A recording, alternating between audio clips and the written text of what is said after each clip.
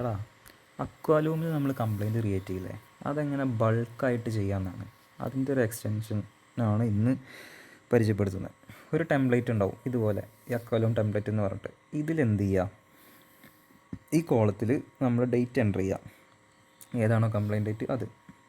ഡിസ്ക്രിപ്ഷനിൽ എന്താണോ complaint description, ഏത് പൈപ്പ് ലീക്കാണ്, അങ്ങനത്തെ കാര്യങ്ങൾ.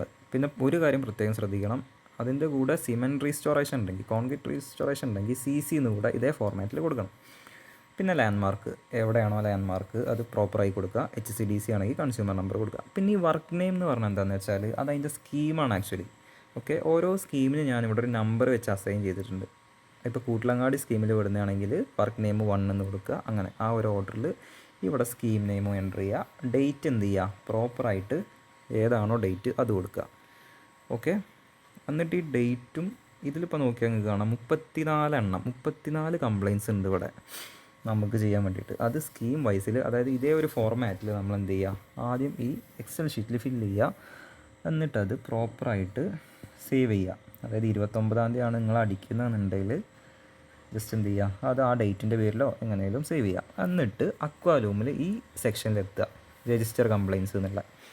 അതായത് നമ്മൾ ഈ കംപ്ലയിൻസ് പോയിട്ട് രജിസ്റ്റർ കംപ്ലയിൻ്റ് അടിക്കില്ലേ, ഈ വിൻഡോ നിങ്ങൾ ഓപ്പൺ ചെയ്യുക. എന്നിട്ട് ഇവിടെ ഒരു എക്സ്റ്റൻഷൻ ഉണ്ടാവും, ഇത് കണ്ടോ, KWA ബാച്ച് രജിസ്റ്റർ എന്ന് പറഞ്ഞിട്ട് അതിൽ ക്ലിക്ക് ചെയ്യുക. എന്നിട്ട് ഇവിടെ ആ എക്സൽ ചൂസ് ചെയ്യുക. ഇതാണ് ആ ടെംപ്ലേറ്റ്.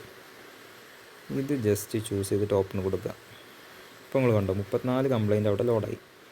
എന്നിട്ട് ഇതിൽ രജിസ്റ്റർ കംപ്ലയിൻസ് എന്ന് കൊടുക്കുക. അത് അടിക്കുമ്പോൾ ഈ ഡീറ്റെയിൽസ് ചോദിക്കും, ഓക്കെ കൊടുക്കുക. ഇപ്പോൾ സ്ക്രീനിൽ നിങ്ങൾ നോക്ക്, ഓരോ കംപ്ലയിൻറ്റ് നമ്മൾ കൊടുത്തതിനനുസരിച്ച് ഓട്ടോമാറ്റിക്കായി അങ്ങനെ ഫീഡാവും. കണ്ടോ, കംപ്ലയിൻറ്റ് അങ്ങനെ മാറി മാറി ഓട്ടോമാറ്റിക് അങ്ങനെ ഫീഡാവും. ഓക്കെ, ഇപ്പോൾ നിങ്ങൾ കണ്ടോ കംപ്ലയിൻസ് 29 കംപ്ലയിൻ്റായി, 30ആയി, 31. ഓക്കെ, ഇതിങ്ങനെ 32 കംപ്ലയിൻസ് ഇപ്പോൾ ആഡായി. ഇതങ്ങനെ ഓട്ടോമാറ്റിക്കായിട്ട് കംപ്ലയിൻറ്റ് രജിസ്റ്റർ ചെയ്തുകൊണ്ടിരിക്കും നമ്മളെ എക്സൽ ഷീറ്റിനനുസരിച്ച്. ഇപ്പോൾ നിങ്ങൾ കണ്ടോ 34 കംപ്ലീറ്റ് ആയി. ഇങ്ങനെ കംപ്ലീറ്റ് ആവുമ്പോൾ ഓട്ടോമാറ്റിക്കായിട്ടൊരു എക്സൽ, അത് കണ്ടോ, ഒരു എക്സൽ അവിടെ ഡൗൺലോഡായി വന്നു ഓട്ടോമാറ്റിക്കായിട്ട്. ഇനി ആ എക്സൽ ഒന്ന് ഓപ്പൺ ചെയ്താൽ നിങ്ങൾക്ക് എന്ത് കിട്ടും, ആ ഓട്ടോമാറ്റിക് ഡൗൺലോഡായ എക്സൽ നിങ്ങൾ തുറന്നാൽ ഇത് കണ്ടോ, ഈ 34 കംപ്ലയിൻസിൻ്റെ കംപ്ലയിൻറ്റ് നമ്പർ കണ്ടോ. വെറും മിനിറ്റുകൾ കൊണ്ട് നമുക്ക് എന്ത് കിട്ടി, ഇത്രയും കംപ്ലയിൻറ്റ് നമ്പർ നമുക്ക് ഈസി ആയിട്ട് കിട്ടി. ഇനി ഇതേ ഷീറ്റ് വെച്ചിട്ട് IR എങ്ങനെ ക്രിയേറ്റ് ചെയ്യാം, ഇതാണ് നേരത്തെ ക്രിയേറ്റ് ആയ IR. അതിൽ 34 ഉണ്ടായിരുന്നു, ഞാൻ 4 ആക്കി, ബാക്കിയൊക്കെ കളഞ്ഞു. കാരണം കുറേ ടൈം എടുക്കും, ഒരുപാട് പിന്നെ ഡ്യൂപ്ലിക്കേഷൻ വരും. ഓക്കെ, അപ്പോൾ ഇതാ ബിൽ മാനേജ്മെൻറ്റ് എടുത്തിട്ട് ഇൻസിഡൻറ്റ് റിപ്പോർട്ടിൻ്റെ പേജിൽ വരിക. ഓക്കെ, എന്നിട്ട് ഈ എക്സ്റ്റൻഷൻ എടുക്കുക. നേരത്തെ പോലെ KWA IR ക്രിയേറ്റർ എന്ന് പറഞ്ഞിട്ടൊരു എക്സ്റ്റൻഷനാണ് ഇതിന് യൂസ് ചെയ്യുന്നത്. അതിൽ ഈ എക്സൽ എന്ത് ചെയ്യുക, അപ്ലോഡ് ചെയ്യുക. ഇതാണ് ഫയൽ, ഞാൻ സെലക്ട് ചെയ്തു. അപ്പോൾ കണ്ടോ 4 റോസ് എന്നവിടെ എഴുതി കാണിച്ച്, 4 കംപ്ലയിൻ്റ് ഉള്ളതുകൊണ്ട് 4 റോസ്. എന്നിട്ട് ക്രിയേറ്റ് ഇൻസിഡൻറ്റ് റിപ്പോർട്ട് കൊടുക്കുക.